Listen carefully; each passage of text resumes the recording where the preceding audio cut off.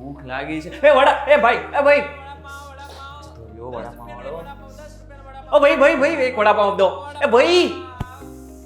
હા. ઓ ભાઈ શું કરો છો? શું અરે યાર ક્યારની ભૂખ લાગી છે. કેટલાય સેશન હોયા કે સવારનો બેઠો છું અને કેટલી ભૂખ લાગી છે એ કેવું સાંભળતા નથી કોઈ.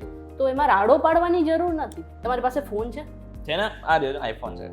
તો એન્ડ્રોઈડ હોત તો બી તમે એક વોટ્સએપનો મેસેજ કરીને તુરંત જ તમને સ્ટેશન પર જે વસ્તુ જોઈએ ને બધી મંગાવી શકો છો. સાચે? હા. કઈ રીતે? તમને નથી ખબર? ના યાર. શું તમને પણ આ નથી ખબર? તો આ બધું જાણવા માટે તમારે આ જે વિડીયો છે એ આખો જોઈ લેવાનો છે.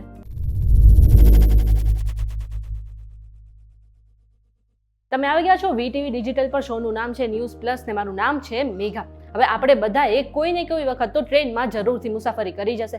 હવે જ્યારે આપણે ઘરથી બહાર નીકળીએ છીએ અને ટ્રેનમાં મુસાફરી કરીએ છીએ ત્યારે આપણી સાથે આપણે નાસ્તો રાખતા હોઈએ છીએ અને આ સિવાય ટ્રેનમાં લોકોને ખાવા પીવાનું અને ચા તો મળી જ રહેતી હોય છે. પરંતુ ઘણા લોકો એવા હોય છે જેમને ટ્રેનનું ખાવાનું પસંદ નથી પડતું. જો તમે પણ તેમાંથી એક છો તો તમારી માટે એક મસ્ત સમાચાર છે. તમે ટ્રેનમાં બેઠા બેઠા જ તમારા ફેવરેટ રેસ્ટોરન્ટમાંથી તમારું ફેવરેટ ફૂડ ઓર્ડર કરી શકો છો.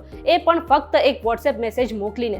હવે તમને સ્ક્રીન પર જે નંબર દેખાય છે એમાં તમારે એક વોટ્સએપ મેસેજ મોકલવાનું છે. એ બાદ તમને મેનુ મળી રહેશે અને પછી તમે જે છે તમારું ફેવરેટ ફૂડ ઓર્ડર કરી શકો છો.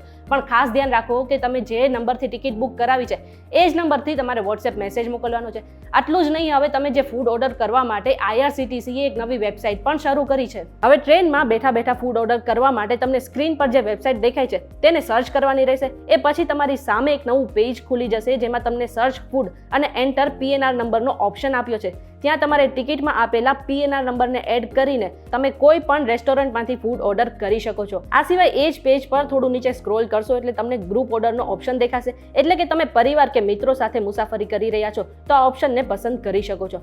હવે આ સાઇટ કેવી રીતે કામ કરે છે એ પણ બતાવવામાં આવ્યું છે, જેમાં તમારે સૌથી પહેલા જે તમારી ટિકિટમાં PNR નંબર છે તેને એન્ટર કરવાનું છે.